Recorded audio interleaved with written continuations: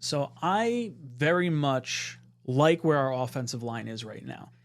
Now, in my mind, I would love to have AVT be that emergency tackle in the event that Warren and Mitchell are not ready to go. I love that these two signings or additions in Moses and Tyron Smith allow for the growth of Warren and Mitchell. It kind of gives them an opportunity to be the next guys after these particular players. And I think, to me, I'm in 100% agreement. I think you have to have some type of insurance for AVT.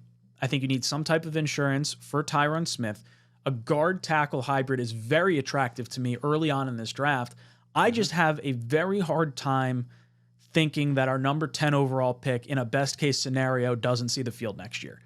Like, that to me is the part that's like, I don't love a top 10 pick like that.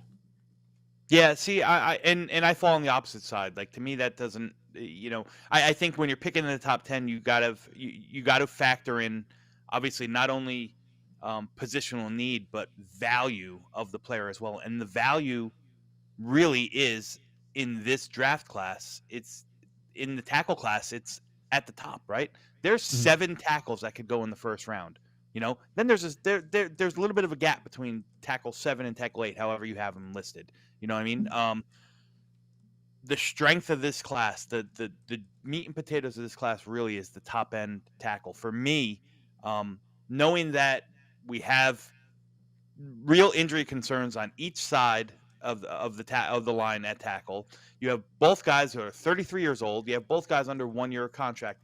Yes, you're right that like the idea of playing for now makes sense, but to me, I think there's a distinct and real possibility that these guys could see time sooner than later. And again, you want to play for now, but you still have to have an eye in the future, right? You still have to have an eye in the future. The whole 2-year window thing is real, but it's not just 2 years or bust. It's not. You're not going to draft a guy to fill a need, to just fill a hole. At least my mind doesn't compute that way. You know what I mean? My mind just doesn't go that way. Listen, I'm all for. I know it's not that I'm anti-weapon, Brock Bowers or anti-receiver, so on and so forth. But to me, I just think when you match up value and need, which could be now, immediate need, or which could be, stepping in and preparing and getting ready for next year. To me, when you mesh all that together, I still can't get off tackle in the first round. What other, I'll go back to the weapon tackle conversation in just a second. Falcons are on the clock right now. The way the board has broken, just so you have a little bit of knowledge on this, Caleb Williams 1, Jaden Daniels 2 to the Commanders, May to the Patriots, Marvin Harrison Jr. to the Cardinals, Neighbors to the Chargers, McCarthy to the Giants. So I actually think that is how the top 6 is going to go, only I don't think the Chargers make their pick there. I think the Chargers are trading out, and I think the Vikings are coming up to 5, and JJ is going to go there, and I think Neighbors goes 6. So I do think that still shakes out that way. I agree with that. Yeah, I agree with that. And then we've got Alt at 7. We're on the Falcons pick right now. I have Turner, Odunze. Who else should I put down for them? Maybe like I'll say cornerback. Terrion Arnold.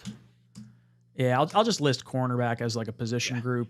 And then I guess, is there any other? Could they use O-line? Not Garrett really. Verse. It's really Verse.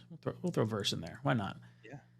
All right, we'll let the poll question go. Proud New York Jets fan. What's up, brother? It says, what's the insurance if Garrett Wilson gets hurt? Talk to me, Dom. What's our insurance? We don't have a second-round pick right now. Garrett Wilson goes down. Our offense is going to be looking pretty rough, but at least we're going to have a lot of fatties up front.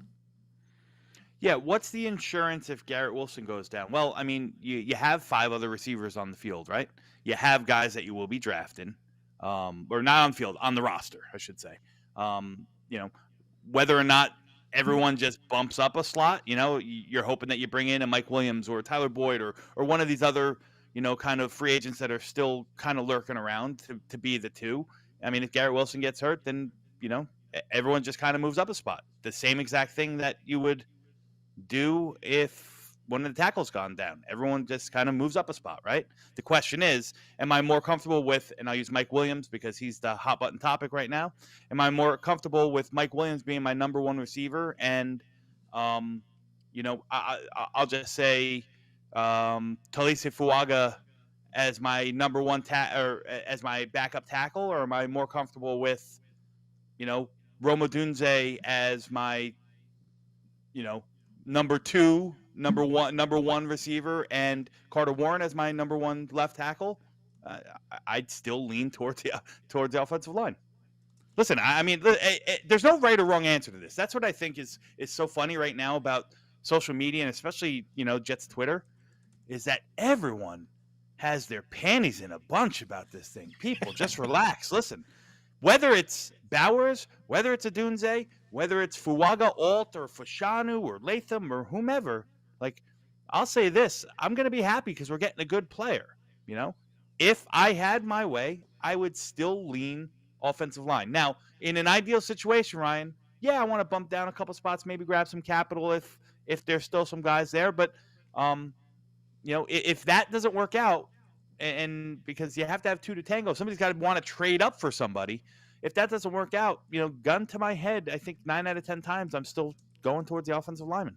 What's up, guys? Matt O'Leary from Talkin' Jets. If you liked that video, please make sure to subscribe and follow for more New York Jets content.